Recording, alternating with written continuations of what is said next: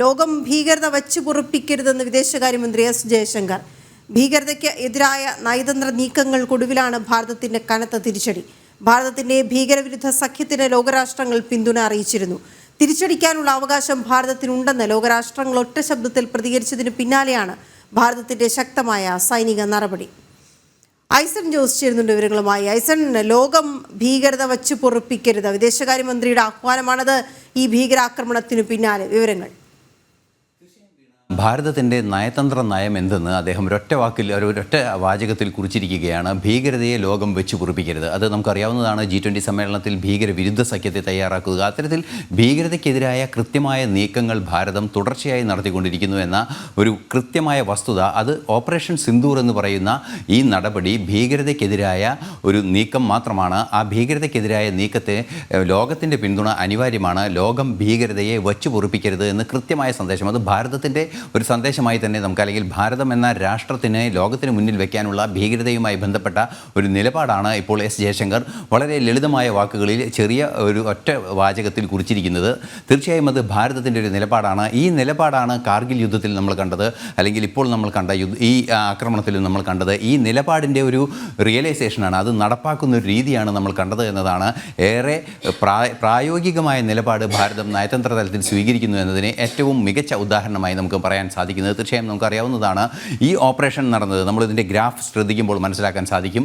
ഈ നിയന്ത്രണ രേഖയുടെ മേഖലയിലുള്ള ആ പ്രദേശങ്ങളിലാണ് കൃത്യമായ വ്യോമാക്രമണം നടന്നിരിക്കുന്നത്. അതായത് സൈനിക കേന്ദ്രങ്ങളെ ഒന്നും തന്നെ, അല്ലെങ്കിൽ അവരുടെ മിലിറ്ററി അസറ്റിനെ ഒന്നും തന്നെ ടാർഗറ്റ് ചെയ്തിട്ടില്ല എന്ന് ഭാരതം കൃത്യമായി പറയുകയും ചെയ്യുന്നു. അത് ഭീകര കേന്ദ്രങ്ങൾക്ക് നേരെ കൃത്യമായ ആക്രമണം നടക്കുകയും ചെയ്തിരിക്കുന്നു. തീർച്ചയായും അതിർത്തി കടന്നുള്ള ഭീകരതയെ വെച്ചുപൊറുപ്പിക്കരുത് എന്ന കൃത്യമായ നിലപാടിൻ്റെ ഭാഗമായി അതിർത്തിക്കപ്പുറത്ത് ഭാരതത്തിലേക്ക് നുഴഞ്ഞു കയറാനും ഭാരതത്തിൽ പ്രശ്നങ്ങളുണ്ടാക്കാനും തയ്യാറായി നിന്ന ഒരു ഭീകര സംവിധാനത്തെ കൃത്യമായി, അല്ലെങ്കിൽ അതിൻ്റെ ഒളിത്താവളങ്ങളെയും താവളങ്ങളെയും കൃത്യമായി ലക്ഷ്യം വെച്ചുകൊണ്ടുള്ള ഒരു ആക്രമണമാണ് നടന്നത്. അതിൽ നിന്ന് തന്നെ നമുക്ക് കൃത്യമായൊരു നയതന്ത്ര നിലപാട് വായിച്ചെടുക്കാൻ സാധിക്കും. ഭാരതം പാകിസ്ഥാനെതിരായല്ല, ഭാരതം ഭീകരതയ്ക്കെതിരായാണ് യുദ്ധം ചെയ്തത് എന്ന് കൃത്യമായൊരു സന്ദേശം നൽകുന്നുണ്ട്. ഭീകരതയ്ക്കെതിരായ ഒരു നടപടിയാണ് ഉണ്ടായിരിക്കുന്നത്. തീർത്തും അത് ഭാരതത്തിൻ്റെ ആഭ്യന്തര വിഷയമാണ്. അതായത് നേരത്തെ നമുക്കറിയാവുന്നതാണ്, ഈ വിഷയത്തിൽ മൂന്നാം കക്ഷിയുടെ ഇടപെടൽ പാടില്ല എന്ന കൃത്യമായ നിലപാട് ഭാരതം മുന്നോട്ട് വയ്ക്കുന്നുണ്ട്. അതിനും അനുകൂലമായ നിലപാട്, അല്ലെങ്കിൽ മൂന്നാം കക്ഷിയുടെ ഇടപെടൽ അനിവാര്യമല്ല, ആവശ്യമില്ലാത്തൊരു നിലപാടിലേക്ക് ഭാരതം നടപടികളിലൂടെ കടന്നിരിക്കുന്നു എന്ന കൃത്യമായൊരു മറുപടി ഈ ആക്രമണത്തിൽ നമുക്ക് വായിച്ചെടുക്കാൻ സാധിക്കുന്നുണ്ട്. മറ്റ് സുപ്രധാന ഘടകം, ലോകം മുഴുവനുമുള്ള രാജ്യങ്ങൾ ഭീകരതയ്ക്കെതിരായ നിലപാട് സ്വീകരിക്കുന്നതിന് ഭാരതത്തിന് അധികാരമുണ്ട്, ഭാരതത്തിന് സ്വന്തം സുരക്ഷ ഉറപ്പാക്കുന്നതിന് അധികാരമുണ്ട് എന്ന് കൃത്യമായ ഭാഷയിൽ പറഞ്ഞതിന് ശേഷമാണ് ഈ നടപടി ഉണ്ടായിരിക്കുന്നത്. മറ്റ് നയതന്ത്ര നീക്കങ്ങളും നടന്നിരുന്നു. ഇപ്പോൾ അല്പസമയം മുമ്പ് ജനങ്ങളുടെ പ്രതികരണങ്ങളിൽ, അതായത് പാകിസ്ഥാനിലെ കാശ്മീരിലെ പ്രദേശങ്ങളിലെല്ലാം തന്നെ നമ്മൾ കണ്ടത്, അഖ്നൂറിലെയൊക്കെ പ്രതികരണങ്ങൾ കേട്ടത് ഏറെ ഗൗരവതരമായി ജനം അത് ചിന്തിക്കുന്നു, അല്ലെങ്കിൽ ഏറെ പ്രതീക്ഷയോടെ ജനം ചിന്തിക്കുന്നു എന്ന മറുപടികളാണ്. അതായത് അദ്ദേഹം പറഞ്ഞത്, ആ മറുപടി പറഞ്ഞ ഒരു ഭാരത പൗരൻ കൃത്യമായ ഒരു സൂചന നൽകിയത്, ഇവിടെയുള്ള ജനങ്ങൾ ഈ ഭാരതത്തോടൊപ്പം നിൽക്കുന്നു. നമുക്കറിയാവുന്നതാണ്, ഈ അഖ്നൂറിലെല്ലാം തന്നെ, ആ മേഖലകളിലെല്ലാം തന്നെ ചിനാബ് നദിയിലെ വെള്ളം തടഞ്ഞു നിർത്തിയപ്പോൾ അവിടേക്ക് വെള്ളം ഒഴുക്ക് കുറഞ്ഞ സാഹചര്യങ്ങളെല്ലാം തന്നെ ദൃശ്യങ്ങൾ പുറത്തു വന്നത് ഈ അഖ്നൂറിൽ നിന്നാണ് എന്നതാണ് നമ്മൾ പ്രത്യേകം ശ്രദ്ധിക്കേണ്ടത്. ഭാരതം ശക്തമായ നടപടി, നയതന്ത്ര തലത്തിൽ വെള്ളം തടയുന്ന നടപടികൾ സ്വീകരിക്കുന്നു. അതുപോലെ തന്നെ മറ്റു രീതിയിലുള്ള നടപടികൾ, ലോകത്തിന് മുന്നിൽ ഏത് രീതിയിലാണോ ഭാരതം ഭീകരതയ്ക്കെതിരായ നിലപാട് സ്വീകരിക്കുന്നത്, ആക്രമണത്തിലൂടെ അല്ലെങ്കിൽ ഒരു സൈനിക നടപടിയിലൂടെ എന്നതിലുപരി ഫിനാൻഷ്യൽ ആക്ഷൻ ടാസ്ക് ഫോഴ്സിൻ്റെ നടപടി ആവശ്യപ്പെടുന്നു.